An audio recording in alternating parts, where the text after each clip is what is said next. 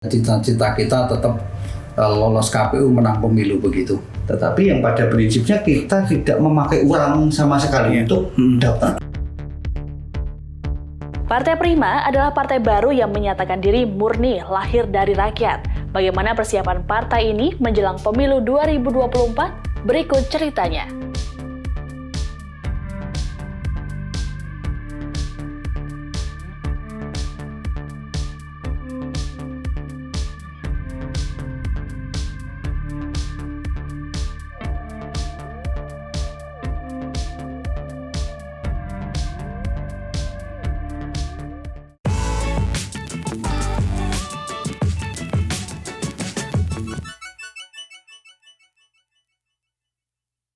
Ya, selamat sore Tribuners. Kali ini kembali lagi pada program Ngaso dan kita kedatangan dua orang ini dari Partai Prima.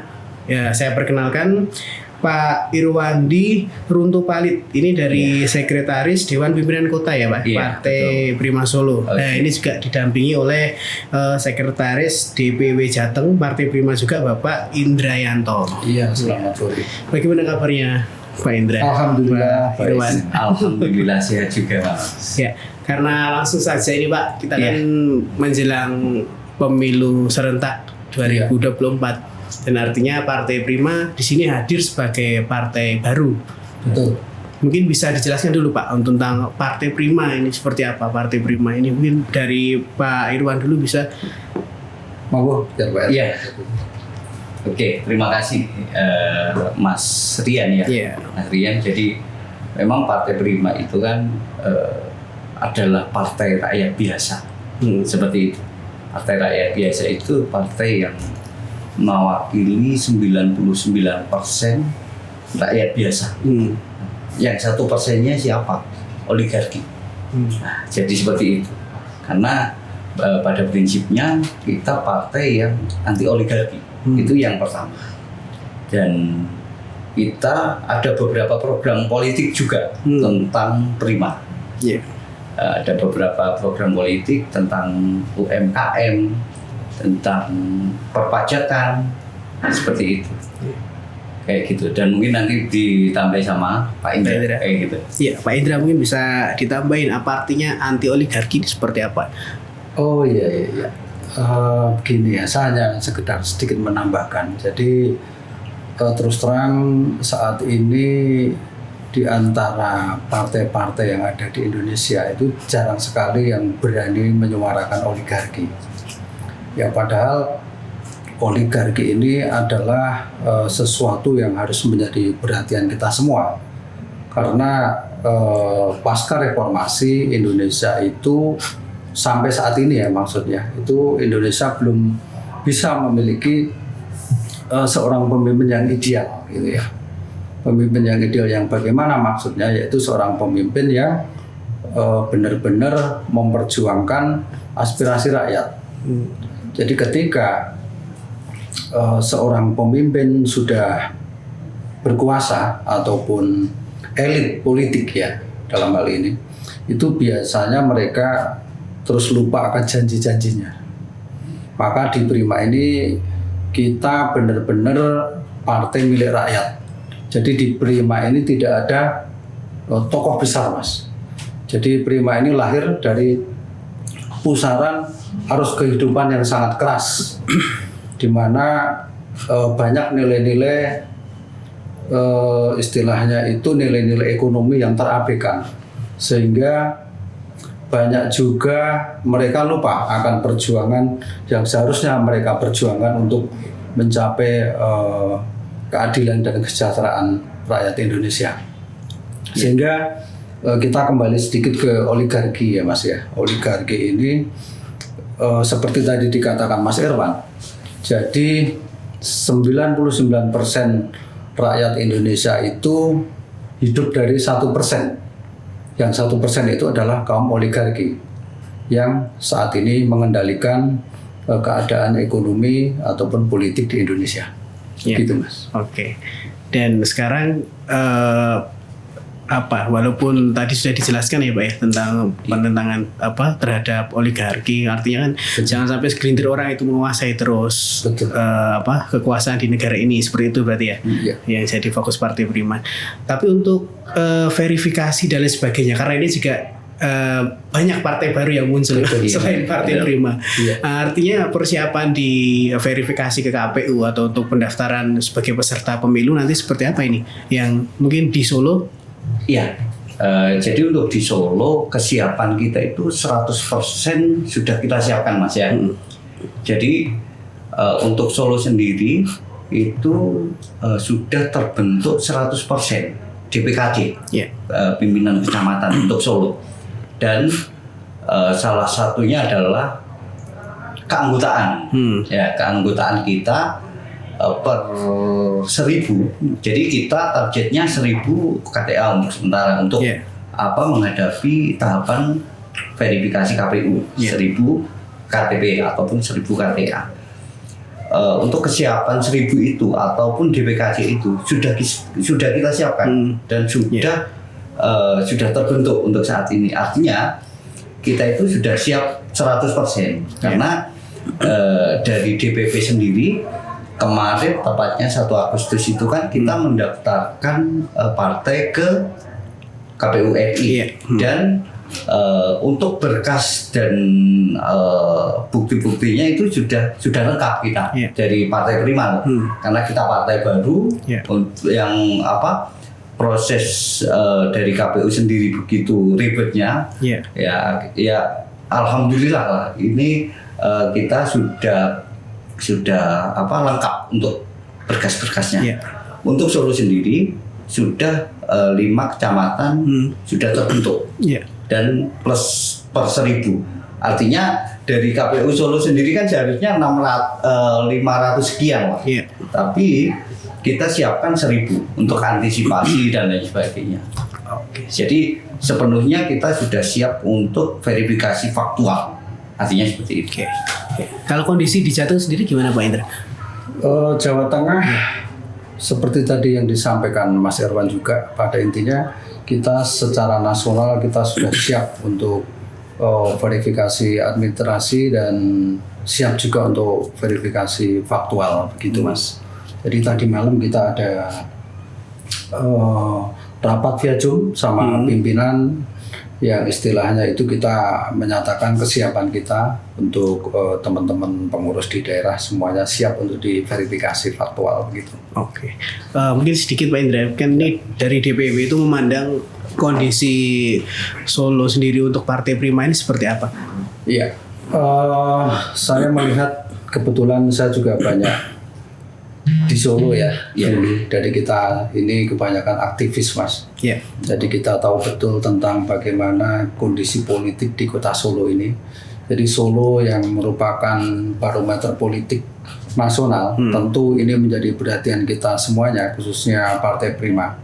Jadi kita berharap Solo ini benar-benar maksimal sekali untuk bisa memperoleh suara yang besar di pemilu 2024 nanti. Oke, sekarang kita bicara soal suara seperti itu ya Pak ya. Prima sebagai partai baru, kemudian juga seperti diketahui Solo ini juga jadi kandangnya Banteng. Dan juga banyak partai-partai besar yang ada di Solo gitu.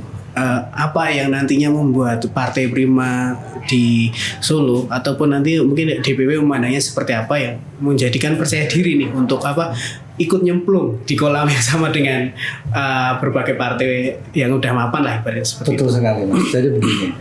Jadi namanya kita ini partai baru, tapi yang kebanyakan teman-teman pengurus ini aktivis ya seperti tadi saya katakan. Jadi kita sudah biasa tempur dan kita optimis bahwa perpolitikan Indonesia saat ini itu sudah terjadi semacam kalau saya menilai itu terjadi semacam kebusanan berpolitik. Artinya dampak dari oligarki itu menyebabkan masyarakat itu seakan-akan mengalami kebusanan. Contohnya ketika menjelang Pilpres, ya calonnya paling itu saja dari partai itu saja. Gitu. Nah, sekarang ini tidak bisa lagi dicap seperti tadi Mas. Misalkan Solo ini kandang banteng gitu ya. Saya rasa enggak. Itu pola pikir yang katakanlah dulu memang seperti itu. Cuman sekarang kan terjadi pergeseran generasi, banyak generasi muda yang sekarang sudah menginjak remaja dan mereka ingin sekali berpolitik. Nah, akhirnya Partai Prima inilah yang menampung aspirasi masyarakat biasa. Baik dari berbagai kalangan, ada nelayan, ada buruh, petani, pengusaha, mahasiswa dan sebagainya. Oke. Berarti rata-rata anggota dan kader dari Partai Prima ini ya termasuk tadi ya Pak ya, dari rakyat tadi ya. Rakyat biasa, 99% rakyat biasa. Itu tagline kita memang seperti itu. Pak Kuli nggak masuk semuanya. Iya. Jadi ya seperti itu. Kalau kita ngomong pemenangan, kita ngomong suara ke depan, itu memang kalau dibilang berat ya, memang berat karena rata-rata masyarakat itu sudah skeptis terhadap partai politik. Tetapi cara kita untuk melawan sebuah oligarki itu cuma satu, gotong royong. Kita kembali ke ruh Pancasila. Makanya salah satu tagline kita juga ada menangkan Pancasila, kayak gitu. Karena di Prima ini bukan hanya golongan konglomerat saja yang ada, karena di Prima ini rakyat biasa yang kalau kita hitung, kita survei dari sini, orang kaya sama orang melarat itu pasti banyak orang melarat, kan kayak gitu. Makanya seperti itu. Ya itu yang menjadi yang akan kemudian kita ini yang akan menjadi perjuangan kita juga untuk teman-teman ataupun rakyat bawah seperti itu. Ya, bicara politik ini Pak ya, mungkin bisa dijawab berdua juga. Artinya bicara politik selalu lekat dengan yang namanya politik uang seperti itu. Artinya kan ada istilah serangan fajar dan lain sebagainya lah. Dan berkaitan dengan modal dan lain sebagainya, Partai Prima sesiap apa untuk 2024 nanti? Iya. Jadi kita kembali lagi ke tagline kita, gotong royong. Kita itu kader dari Partai Prima yang lahir dari ketidakmampuan. Kita rakyat biasa. Prima untuk menjawab itu bukan kita kejauhan kalau kita ngomong money politik ke depan, ya kan. Untuk persiapan KPU ini, ya kan. Kita butuh kantor, butuh sekretariat, ya kan. Nah, itu dari mana? Apakah Prima ada donaturnya atau kayak gimana? Enggak. Kita memang gotong royong dari anggota kita. Rumahnya siapa yang bisa dipakai, itu kita buat sekretariat seperti itu.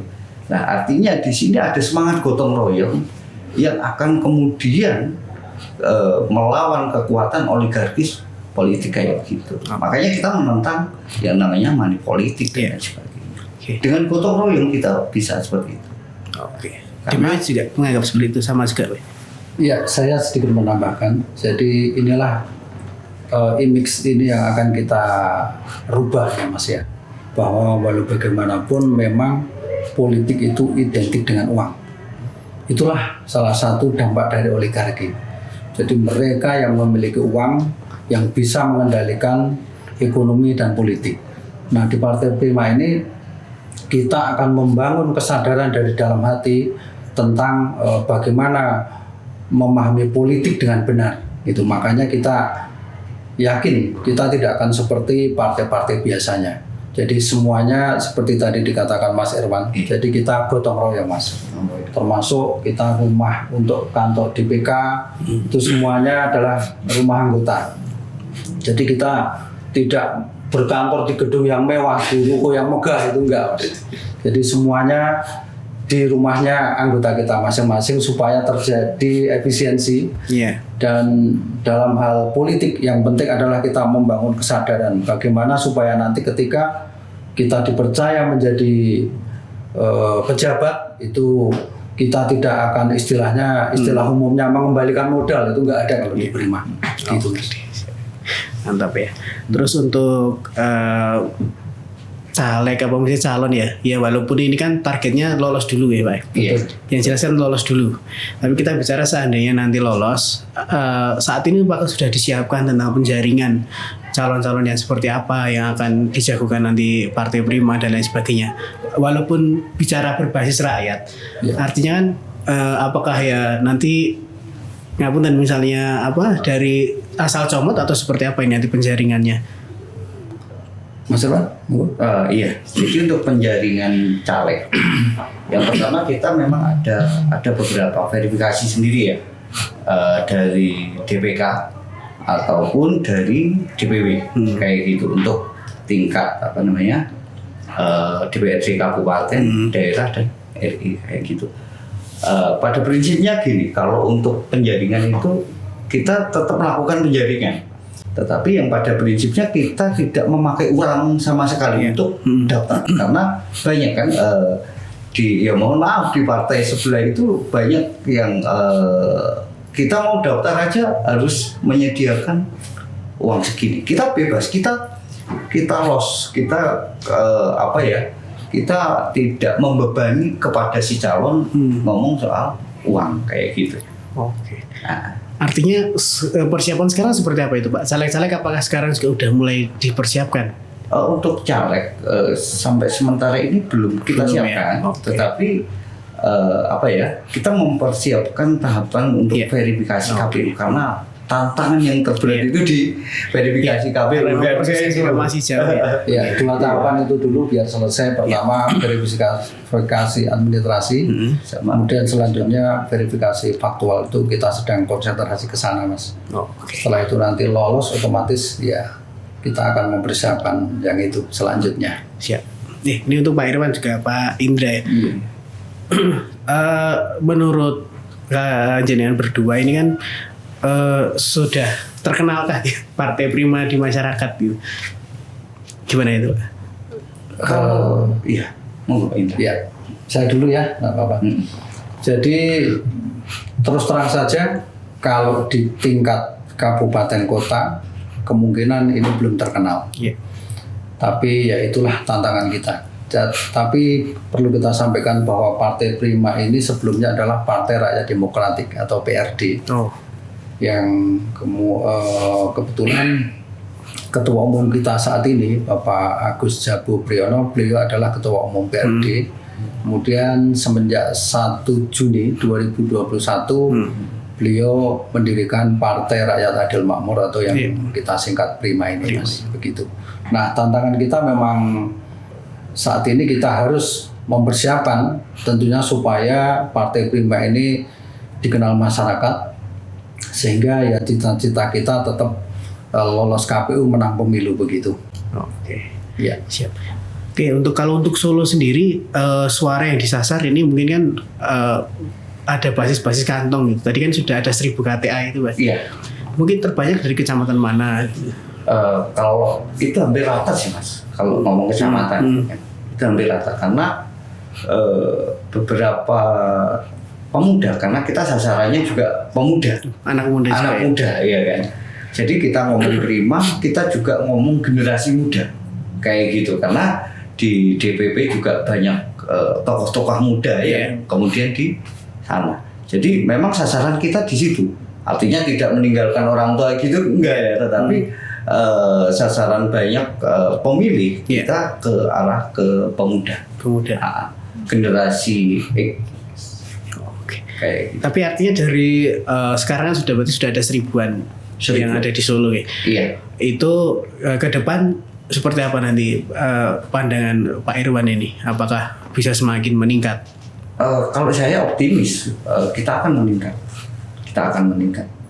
Karena kita juga punya satu program sendiri. Tetapi belum bisa kita ungkapkan di sini ya, karena secara internal. Jadi memang kita punya ada strategi taktik sendiri untuk ngomong pembesaran partai dan lain sebagainya. Ya kita nanti buat kita buat gebrakan lah nanti. Ya kan? Karena Prima itu selalu mengawal rakyat. Jadi Prima semenjak nama Prima itu ada, kita selalu mengawal rakyat kayak gitu. Siap.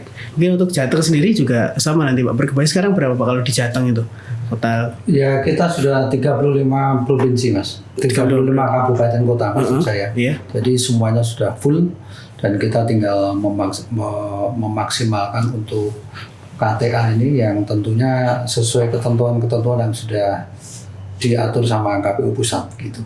Oke. Berarti artinya kalau saya tanyain Partai Prima udah siap berperang gitu ya? Siap. Sudah siap itu. Kita selalu siap. Harus siap. Siap. Iya. Oke, gitu terima kasih. Tribuners, begitu perbincangan kita dengan Partai Prima.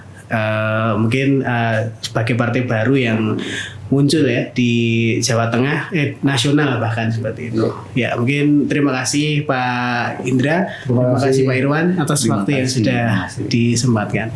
Itu Tribuners, sampai ketemu ke podcast selanjutnya. Salam Prima.